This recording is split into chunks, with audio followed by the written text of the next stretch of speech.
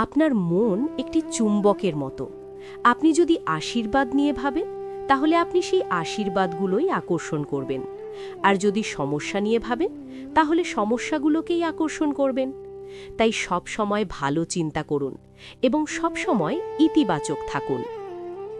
আমরা যা অনুভব করি তার জন্যে মানুষ বা পরিস্থিতি দায়ী নয়। তারা শুধু একটি কারণ।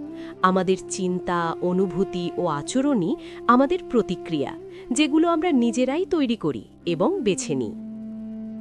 যদি আপনি কারো সুখ লেখার পেন্সিল হতে না পারেন, তাহলে অন্তত এমন একটি ভালো ইরেজার হন যে তাদের দুঃখ মুছে দিতে পারেন।